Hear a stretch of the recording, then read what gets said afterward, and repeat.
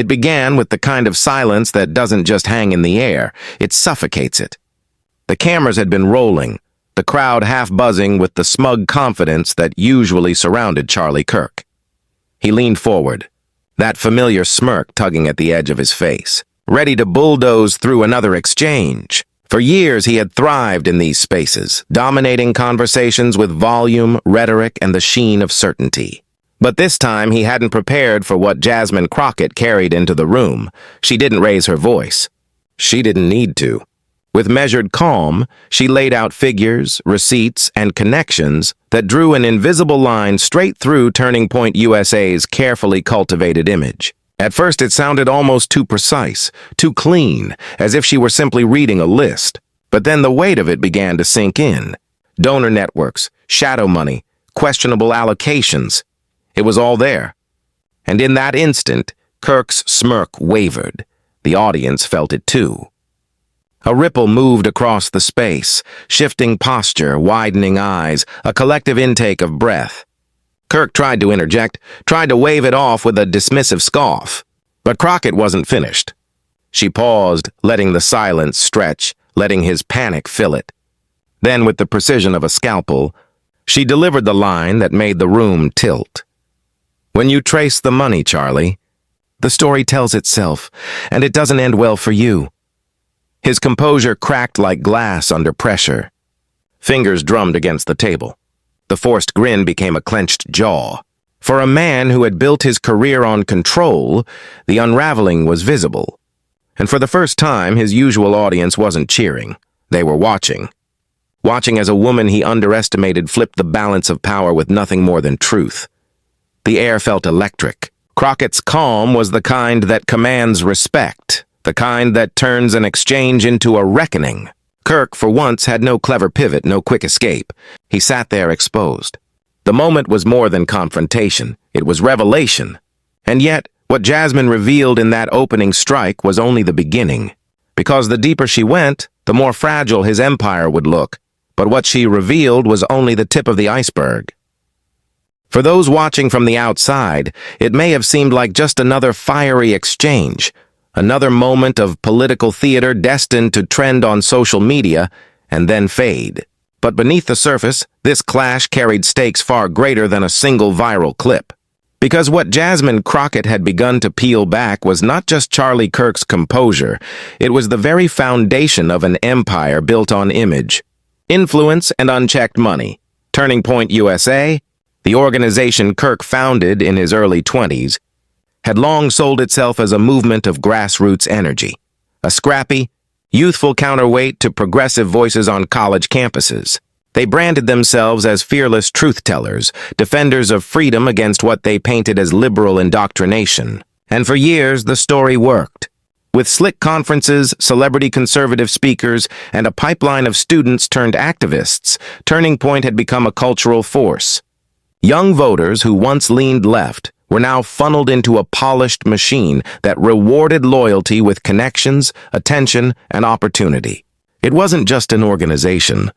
It was a factory for shaping the next generation of right-wing influencers. But behind the slogans and photo ops, there had always been questions. Who funded this machine? Who paid for the glossy rallies, the endless merch, the sprawling influence? Every flashy stage light and every microphone had a price tag, and Crockett was one of the few bold enough to trace the paper trail. That's what made this moment seismic. By tugging on the thread of finances, she threatened to unravel the whole tapestry. For Charlie Kirk, finances weren't just numbers, they were power. His donors, many with deep pockets and vested interests, expected secrecy. They expected control over narratives, not exposure under bright lights. If Crockett's words gained traction, if the numbers she cited began circulating beyond this room, it wouldn't just be an embarrassment. It would be an existential threat. Turning Point's credibility relied on the illusion of independence, the idea that it represented authentic student voices rather than wealthy backers pulling the strings. Strip that illusion away, and the empire looked less like a grassroots movement and more like a front. That's why his panic mattered. It wasn't about losing a debate point or being caught off guard, it was about survival. He could afford to lose an argument. What he couldn't afford was a crack in the myth he had carefully constructed, a myth that kept donations flowing and headlines friendly. Crockett's calm precision was dangerous because it punctured the story he had told America, that he was the fearless leader of an unstoppable youth movement. In reality, he was a man standing on a foundation of secrecy, and secrecy cannot withstand sunlight. The audience in that moment may not have known the full scope of Turning Point's financial web, but they felt the tremor. They saw the fear flicker across Kirk's face. And even without all the details, they sensed what it meant. Someone had finally found the fault line. Jasmine Crockett wasn't just questioning a line item. She was questioning legitimacy itself. And legitimacy, once shaken, is almost impossible to restore. Kirk's empire, once untouchable, suddenly looked fragile. His opponents smelled weakness. His allies felt doubt. And his donors, watching somewhere far from that room, surely felt the sting of exposure. This was no longer about one debate. It was about the future of a movement that had prided itself on invincibility. And as Crockett pressed forward, as she prepared to show just how deep the cracks ran, Charlie Kirk's panic would only deepen. Charlie Kirk's story has often been told as if it were a tale of grit and genius. The young man from suburban Illinois who, without finishing college, managed to build one of the most recognizable conservative brands in America. He painted himself as the voice of a new generation, the bold rebel who dared to take on professors, activists, and anyone who questioned his version of America. But peel away the glossy narrative, and the cracks in his myth become glaring. From the start, Kirk thrived on spectacle. At 18, he burst onto the conservative scene by writing about liberal bias in his high school curriculum. What might have been an isolated rant for most teenagers became the launchpad for a career once powerful patrons took notice. Donors loved the optics, a clean-cut, ambitious kid railing against the supposed liberal takeover of education. Before long, money started to flow and Turning Point USA was born. It wasn't grassroots energy that propelled him forward. It was wealthy benefactors eager to mold him into their attack dog. Arrogance became his calling card. Kirk strutted across college campuses as though debate was war, and his job was to humiliate opponents rather than engage them. Clips of him shouting down students, sneering at professors, or tossing off inflammatory lines made him a darling of right-wing media. He relished the conflict, the jeers, the outrage, and in conservative circles, every viral moment became fuel for his ascent. But the arrogance that made him a star also revealed the contradictions at the core of his brand. He spoke often about free speech, yet Turning Point was notorious for compiling so-called professor watch lists designed to intimidate educators whose views clashed with his agenda. He claimed to represent the average American student, yet his organization funneled millions from billionaire donors while presenting itself as a scrappy movement. He railed against corruption, yet Turning Point repeatedly found itself tangled in ethics complaints over finances, blurred lines between nonprofit and political activity, and questionable campaign spending. For every speech about integrity, there was a headline questioning the integrity of his empire. What kept him afloat was the illusion of control. Kirk projected certainty, dominance, and the unshakable aura of a man who always had an answer, no matter how shallow. He surrounded himself with applause, friendly audiences, hand-picked panels, controlled stages. To his followers, he was untouchable, a youthful crusader destined to inherit the throne of conservative leadership. But behind the bravado, whispers persisted. Was this movement truly about ideas, or was it simply a front for big donors to manufacture influence? The affiliations only deepened the doubts. Kirk forged ties with controversial figures, embracing the fringes when it suited him, disavowing them when it threatened his brand. He danced between mainstream respectability and extremist undertones, careful never to step so far he couldn't pivot back. Critics accused him of legitimizing bigotry under the banner of free expression, of providing a stage for voices who sought to divide rather than unite. But to Kirk, controversy was currency, and he spent it freely. What he never anticipated was someone like Jasmine Crockett. Unlike students he could badger or moderators he could overwhelm, Crockett was neither intimidated nor distracted. She came armed not with insults but with receipts, the very thing Kirk's empire had always feared most. His arrogance had carried him far, but it had also blinded him to his vulnerabilities. He believed his myth so deeply that he couldn't imagine anyone pulling back the curtain, and yet, here she was, pulling. The contradictions, grassroots but billionaire-funded, principled but ethically suspect, bold but perpetually defensive, were no longer whispers. Crockett was turning them into thunderclaps. The young rebel image, once so carefully packaged, now looked like exactly what it was, a shield for power built on shaky ground.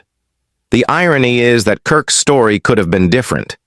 He might have built a genuine student movement rooted in real dialogue, real struggle, real ideas. But that path was harder, slower, less lucrative. He chose the shortcut, big checks, big stages, big ego. And shortcuts, no matter how shiny, always lead to weak foundations. Kirk's rise had been fast, flashy, and celebrated. But the higher the pedestal, the harder the fall. And Jasmine Crockett had just found the fault line, but his empire had cracks he couldn't hide forever.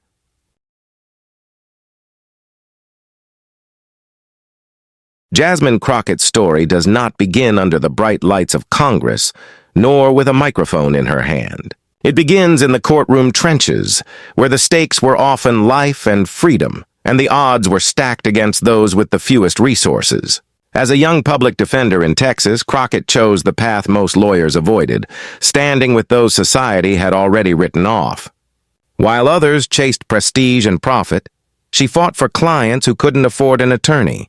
Men and women who walked into courtrooms with nothing but the hope that someone, anyone, would fight for them. It was in those early battles that Crockett honed not just her skill, but her resolve. She knew what it meant to be outnumbered, underestimated, dismissed before even opening her mouth. Every time she stood up to cross-examine a witness or challenge a prosecutor's narrative, she carried the weight of someone else's dignity. She learned to listen carefully, argue fiercely, and above all, to never let arrogance go unchallenged. That instinct, the refusal to bow to intimidation, became the foundation of her character. Crockett's rise was never smooth. She faced setbacks, skepticism, and the unspoken barriers that confront any black woman stepping into spaces designed to exclude her. But she turned those barriers into fuel. When others questioned whether she belonged, she let her work answer. She built a reputation for fearlessness, a defender not just of her clients, but of the very principle that justice must be accessible to all. And with each victory, her voice grew louder. That voice soon reached beyond the courtroom. Crockett stepped into activism, community organizing, and eventually politics. Not because it was easy, but because she recognized that the laws she argued in court were shaped by people who too often had no lived connection to the struggles of everyday Americans. For her, public service was not about climbing a ladder. It was about widening the door so others could walk through. She carried with her the stories of her clients, neighbors, and family, weaving them into a vision of leadership rooted in empathy and accountability. When she arrived in Congress, the atmosphere was no less combative than a courtroom. The stakes were higher, the opposition louder, and the stage larger. But Crockett thrived in that environment. She did not shrink when colleagues dismissed her, nor when commentators tried to caricature her. Instead, she leaned into her authenticity. Her sharp wit, her fearless clapbacks, and her ability to dismantle nonsense in real time earned her both admiration and enemies. Where some politicians dodged confrontation, Crockett walked straight into it, with the confidence of someone who had already stood alone against tougher odds. What made her especially dangerous to figures like Charlie Kirk was not just her skill with words. It was her grounding in truth. She didn't need theatrics or manufactured outrage. She had facts, experience, and the credibility of someone who had lived the struggle she spoke about. She could pierce through talking points because she knew what was at stake beyond the cameras. Families fighting to survive, communities demanding fairness, young people seeking hope. Her power was not borrowed from donors or think tanks. It was earned, forged in the fires of real battles, and that authenticity resonated. Progressive audiences saw in Crockett a reflection of their own pride and perseverance. Immigrant families, marginalized communities, and young voters heard in her voice the defiance of someone who would not be silenced or shamed. She became a symbol of identity and dignity, someone unafraid to stand tall in rooms where others tried to shrink her presence. Every fearless response, every cutting line, was more than a performance. It was a declaration that no one gets to define her worth but her. That's why the confrontation with Kirk mattered. He had built his career on steamrolling opponents, on sneering dismissals meant to shut down debate before it began. He thrived on imbalance, on using bluster to mask fragility, but Crockett was immune to those tactics. She had faced men with more power and more malice than him and walked away unbroken. His arrogance was no match for her resilience. He might have expected deference or hesitation. What he got was precision, composure, and the quiet confidence of someone who knew exactly who she was. Every step of her journey, from the courtroom to Congress, had prepared her for moments like this. She wasn't just another opponent for Kirk to trample over. She was the embodiment of a truth he couldn't spin away, that dignity, discipline, and courage could dismantle even the most polished facade. And when the spotlight turned to her, she didn't flinch. She rose, as she always had, to meet the challenge head-on. Her presence in that room was more than symbolic. It was generational. It was the story of those who refused to stay silent when silence is demanded of them. It was proof that arrogance can be met with strength, that corruption can be met with clarity, and that no empire, no matter how loud, is immune to truth. And when Kirk tried to intimidate, she was ready. The exchange that followed was less a debate and more a slow tightening of the rope. From the moment Jasmine Crockett introduced the first damning numbers, Charlie Kirk began to unravel. But rather than retreat, he did what he had always done. He turned up the volume. His voice cut across hers, sharp, insistent, desperate to drown her out. "That's a lie," he barked, leaning forward, jabbing a finger toward her as if intimidation might erase her words. "Turning Point has nothing to hide. We're transparent.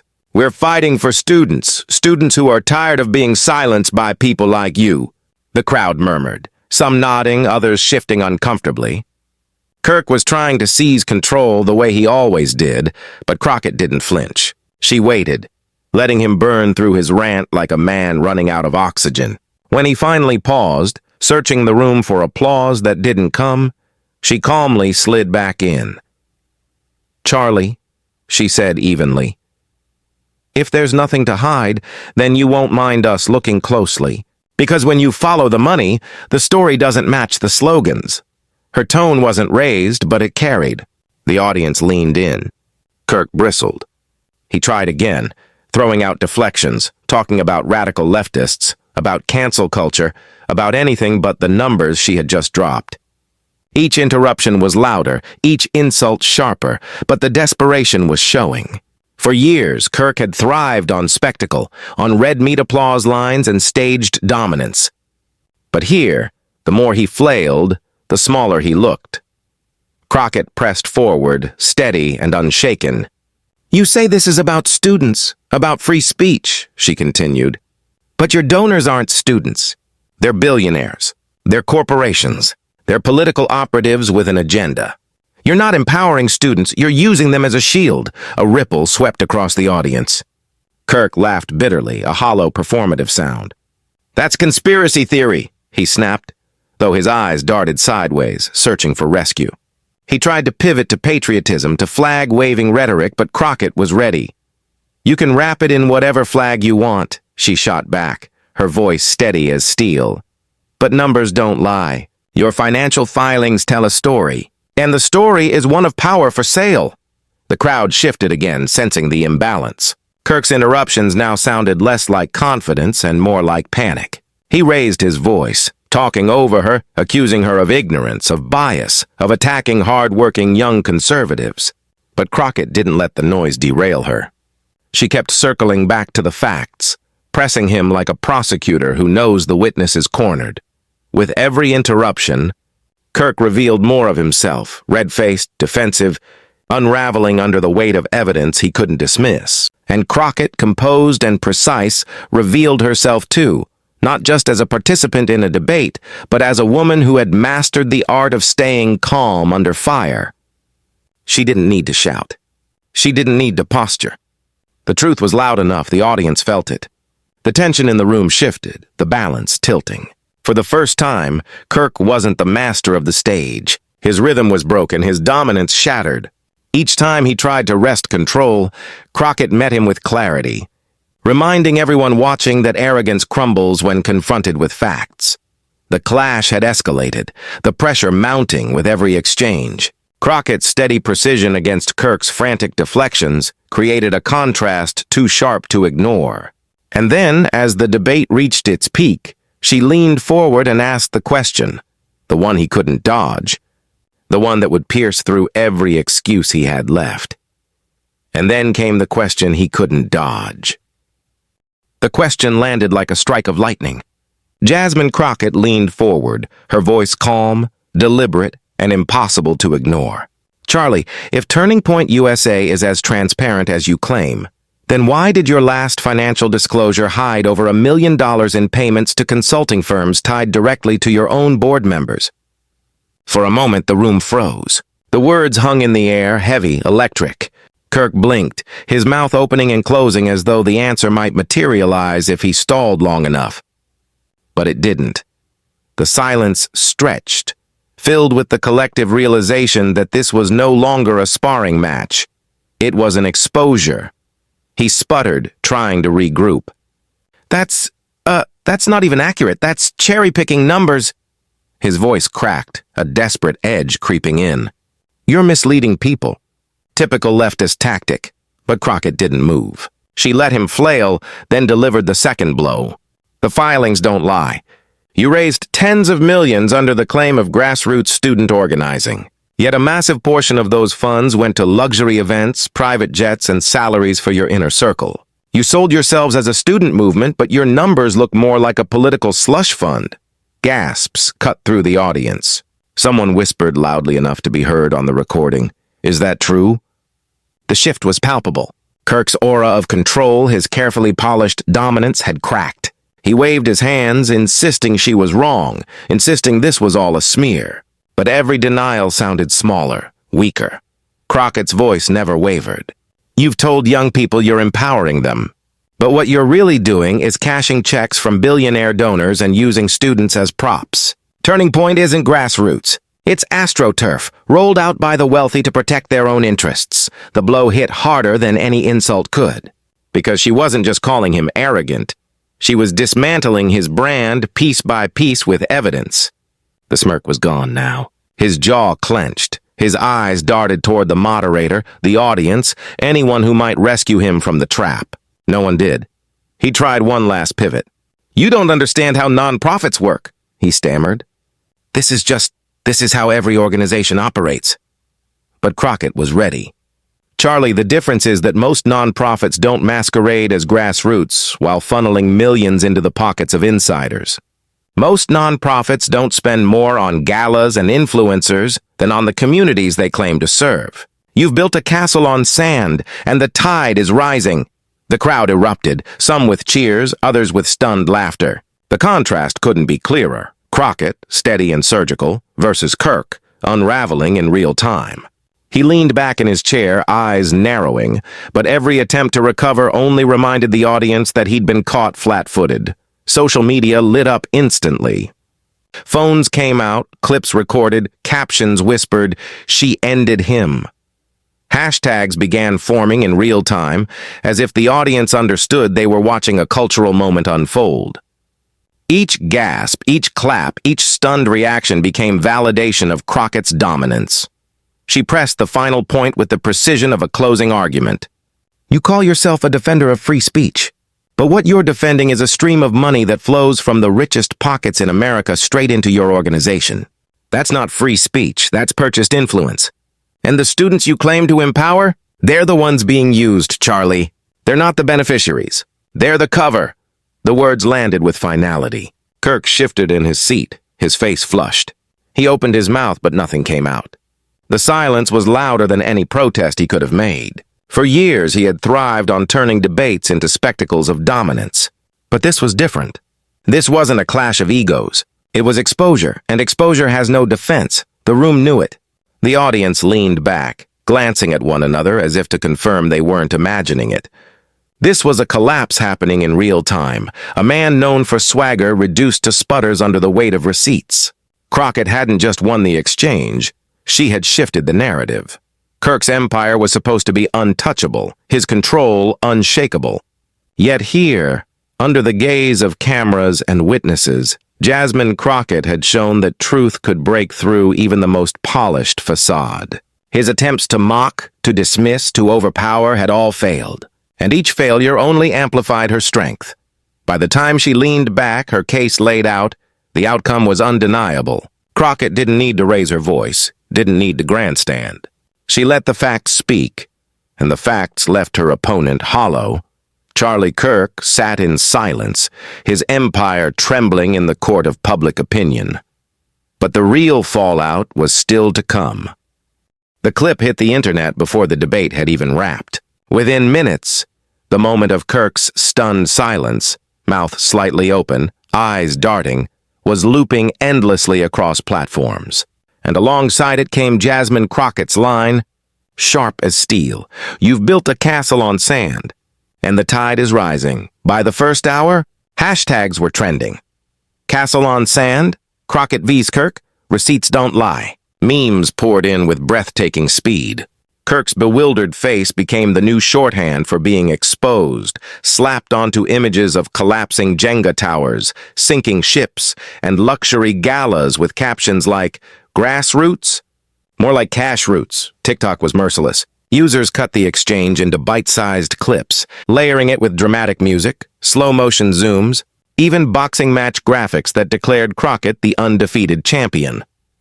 One creator stitched the video with the caption, "When your teacher catches you cheating, but the whole class is watching." It racked up millions of views overnight. On Twitter, the commentary snowballed. Journalists called it the takedown of the year. Progressive influencers hailed Crockett as the embodiment of truth speaking to power. Even some conservatives quietly but unmistakably admitted that Kirk looked out of his depth. That was rough, one right-leaning commentator wrote. Not a good look for Charlie. And then came the celebrity amplification. Comedians jumped in, posting reaction gifs of Crockett's calm stare. A-list actors known for their activism retweeted the clip with captions like, "This is how you handle a bully," with facts. Musicians added her words to song snippets, setting them against beats and choruses that turned the moment into an anthem. The culture machine was working in overdrive, and every piece of it boosted Crockett higher. Cable news seized the moment, too. The morning after, anchors replayed the clip on loop, some marveling at Crockett's poise, others dissecting the numbers she had exposed. Panels debated not whether Kirk had lost, but by how much. He looked like a boxer who came in overconfident, one analyst said, and she knocked him flat in the first round. The ripple effect spread beyond punditry. On college campuses, students who once flocked to Turning Point events started questioning the brand they'd been sold. Group chats lit up with links to the viral takedown, friends tagging each other with, "Isn't this the guy who came to our campus last year?" What had once felt like an untouchable machine now looked vulnerable, cracked open by the power of one confrontation. And in Crockett's own district, the pride was palpable. Constituents shared the clip with captions like, "That's my Congresswoman." Parents showed it to their kids as an example of standing tall under pressure. Local community groups began circulating graphics celebrating her not just as a representative, but as a cultural force. The validation was everywhere. Crockett wasn't just a political figure in this moment. She had become a symbol of dignity against arrogance, of truth against moneyed power. The internet crowned her the victor, but the real impact was subtler, the shifting of public perception, the rewriting of a narrative that had long seemed fixed. Kirk, meanwhile, tried damage control. His team pushed out statements dismissing the debate as biased, spinning Crockett's questions as political theater. But the problem was, the receipts were there. And the more he protested, the more the memes mocked him. His denial wasn't just ineffective, it was fuel for the fire. The image of him sputtering under pressure stuck harder than any press release could undo. For a man who had built his career on projecting confidence, that single image became his albatross. And yet, the biggest impact was beyond the timeline. When the dust began to settle, Jasmine Crockett didn't bask in the glow of a viral victory. She did what true leaders do. She reframed the entire moment into something larger than herself. Standing before cameras the next day, she spoke with the same calm authority she had shown on that stage. "This was never just about Charlie Kirk," she said. "It's about what we allow to shape our democracy. Do we let money masquerade as grassroots? Do we let power dress itself up as youth activism? Or do we demand honesty, accountability, and respect for the people?" Her words cut through the noise, reminding everyone that the confrontation wasn't a spectacle to gawk at. It was a warning about the stakes of American democracy. She didn't mock Kirk, didn't linger on his embarrassment. Instead, she lifted the conversation upward. Every time someone tries to buy influence with dark money, every time an organization pretends to represent the people but really represents the powerful, we get further from justice. My job, our job, is to close that distance. And just like that, the narrative shifted again. Crockett's clapback had become more than a takedown. It became a parable about truth holding its ground against arrogance. Students who had once felt powerless in the shadow of well-funded organizations suddenly saw that facts, delivered with courage, could move mountains. Parents told their kids, "This is what dignity looks like when it stands up to corruption." The lesson was clear. Power doesn't always belong to the loudest voice in the room. It belongs to the one who carries truth, who stands steady while the storm rages. Kirk's panic had underscored the fragility of arrogance. Crockett's composure had illuminated the strength of integrity. She closed her reflections with a line that echoed across platforms, clipped and shared like scripture for the digital age. Justice doesn't need to shout. It just needs to show up. The audience, both in person and online, felt it. This wasn't just a win for Crockett. It was validation for everyone who had ever been dismissed, talked over, or underestimated. Her victory became theirs. Her dignity became proof that arrogance, no matter how well-funded, can falter under the light of accountability. And as she reminded her supporters, the fight wasn't about one debate or one organization. It was about the values America claims to cherish: fairness, truth, and the promise that no one, no billionaire donor, no political front group, should outweigh the voice of the people. In the end, the moral was simple but powerful. Justice will always outlast corruption, and dignity will always outshine deceit. And when Kirk tried to intimidate, she was ready. Charlie Kirk came into that debate convinced of his dominance. He had the swagger, the stage presence, the belief that no one could touch him. But Jasmine Crockett proved otherwise. With precision, with composure, with nothing more than the weight of truth, she exposed the cracks in his empire, and the moment the mask slipped, the world saw it too. What unfolded wasn't just a clash of personalities. It was a demonstration of values. On one side, arrogance propped up by money and influence. On the other, dignity rooted in accountability and justice. Crockett didn't just dismantle his talking points. She reminded America what leadership should look like: calm, unshakable, grounded in facts and respect. And the beauty of it? That dignity didn't just belong to her. It radiated outward, affirming everyone who has ever been underestimated, everyone who has been told they don't belong, everyone who has had to fight twice as hard to be heard. Her victory was a collective one. Kirk lost more than a debate. He lost the illusion of invincibility. And Crockett's triumph stands as proof that even the loudest bullies can falter when confronted with the quiet strength of truth. If this moment moved you, if you saw yourself in Crockett's courage, then don't let it stop here. Share this story. Subscribe to this channel so you don't miss the next reckoning. Because every time dignity triumphs over deceit, every time justice beats corruption, we get closer to the country we deserve. This was more than a takedown. It was a reminder. The tide is rising and justice will not be silenced.